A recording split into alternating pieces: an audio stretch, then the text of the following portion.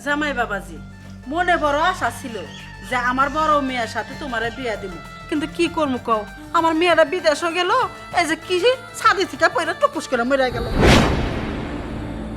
আমার মতন একটা ভালো ছেলে পাইছি, এই জন্য হাত ছাড়া করলাম না, কইলাম আমার ছোট মেয়ের সাথে তোমার বিয়াটা দিয়ে হালাই। তাহলে আমরা দেরি করবো না, চলো কাজের অফিসে যাই, বিয়ার কামটা শেষ করে ফেলা। চাচি হ্যাঁ। ওই একটু পড়িয়া ভাইছে।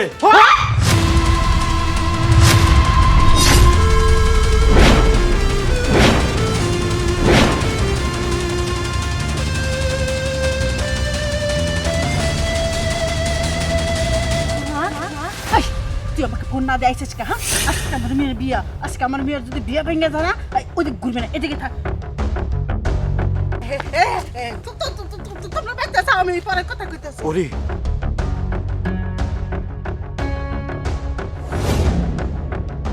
ওরে তুমি বাইসে আছো? শিশির, এইগুলা তুমি কি বলতেছো? আমি বাইচা আছি মানে? ওমা, শিশির এইগুলা কি বলে? আর শিশির এরকম বিয়ের সাজে কেন? মাথায় পাগড়ি। ওমা, আমার বোনটাও দেখি বধূ সাজে। তুমি এইটাই বললা আজকে ওর বিয়ে? তা শিশির কেন পাগড়ি পরা? না মানে আমার একটা ছেলে এসে খবর দিল তুই বলে বিদেশে মারা গেছিস পাঁচতলা বিল্ডিং থেকে পড়ে, তাই কইছিলাম এত সুন্দর একটা ছেলে আমি হাত ছাড়া কুমড়া আমার ছোট মেয়ের সাথে বিয়ে দিই, তাই আজকে বিয়া যখন ঠিক হয়ে গেছে গা, অগ দুজন দুজনে বিয়ে হবো। তুই করলে ভেঙে দিস না, একবার বিয়া ভেঙে গেলে আমার মেয়েরা করলে অন্য কেউ বিয়া করবো না। চুপ করো মা, একদম চুপ। তুমি এসব কি উল্টা পাল্টা কথা বলতেছো মা? গতকাল রাতেও না তুমি আমার সাথে কথা বললা? তুমি কি করে পারলা মা একটা জীবিত মানুষের মৃত বানাই দিতে? আচ্ছা, তাতে আমার কোনো সমস্যা নাই মা। আমারে তুমি কি বলে বিদেশ জানে পাঠাইছিলা? তুমি আমাকে বলছিলা যে আমি যদি শিশিরকে বিয়ে করি আমি নাকি সারা জীবন ওর কাছে ছোট হয়ে থাকবো, কারণ আমার বাপ আমার জন্য কিছুই কইরা যায় নাই, কিছুই রেখা যায় নাই।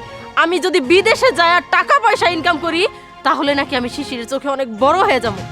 কই মা, আমি তো দিনের পর দিন মাসের পর মাস হাজার হাজার লক্ষ লক্ষ টাকা ইনকাম করছি।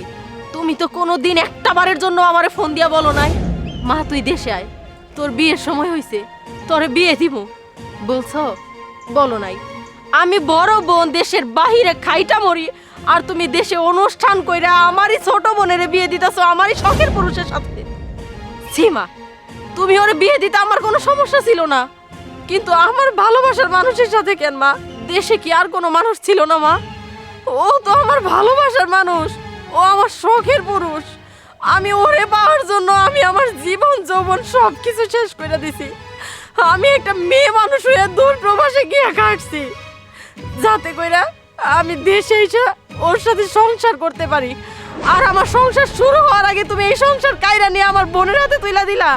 সীমা, আজকে তুমি বুঝাই দিলা সৎ মাই থাকে, সৎ মা কোনোদিন আপন হয় না। আর শিশির তুমিও মুখের এক কথায় বিশ্বাস করে নিলে আমি মরে গেছি। একটা দিন আমার খোঁজ নেওয়ারও প্রয়োজন মনে করলে না আসলে এই মানুষটা বাইচা আছে কিনা। আসলে পুরুষ মানুষ কত আজব, তাই না? একটা মানুষ মইরা গেছে তার 40 দিন না যাইতে না আরেকটা বিয়ের জন্য পাত্রী দেখা শুরু করে। তুমি ঠিক সেইটাই প্রমাণ কইরা দিলা। আমার লাশটা দেখছিলা তোমরা? আমি না মইরা গেছি তোমাদের কাছে? আসলে আমি মরি নাই, বলো যে আমারে তোমার মন থেকে কবর দিয়া দিছো। তোমার একটা নতুন সংসার দরকার, বউ দরকার, আমারে জানাই দিতা, আমি তাইলে আর এই দেশের মাটিতেও পা দিতাম না। আরে আমি তো আসছিলাম শুধুমাত্র তোর জন্য। প্লিজ চুপ থাকো, আর একটা কথা বলো না প্লিজ। বিশ্বাস করো, আমি তোমাকে অনেক ভালোবাসি। তোমার প্রত্যেকটা কথা আজকে আমার কাছে তীরের মতো এসে লাগতেছে। আমি সহ্য করতে পারতেছি না। আমি বিশ্বাস করতে পারিনি তুমি মারা গেছো, কিন্তু আমি এটাও অবিশ্বাস করতে পারিনি একটা মা সে কিভাবে মিথ্যা বলতে পারে। সেই জন্য তার কথা রাজি হয়ে আমি শুধু এই বিয়েটা করতে রাজি হয়েছি। কিন্তু বিশ্বাস করো, আমি তোমাকে একটা সেকেন্ডের জন্য, একটা মুহূর্তের জন্য এখান থেকে আমি সরাতে পারিনি। আমি পারিনি তোমাকে সরাইতে। প্লিজ পরে আমাকে তুমি ক্ষমা করে দাও। আমি এখনো তোমাকে অনেক ভালোবাসি। আহা, ভালোবাসা অবশ্যই বন্ধ করো। এলাকার লোকজন জানে আমার মেয়ের সাথে তোমার বিয়ে ঠিক হয়েছে, আমার মেয়েরে তুমি বিয়ে করবা। আর আমার মেয়েরা যদি বিয়ে না করো তাহলে মানহানির মামলা আমি তোমার বিয়ে করবো। আর একটা কথা বলবেন না, আপনার যা ইচ্ছা আপনি তাই করুন, কিন্তু পৃথিবীতে এমন কোনো আদালত নেই যে পরীকে আমার কাছ থেকে আলাদা করতে পারে।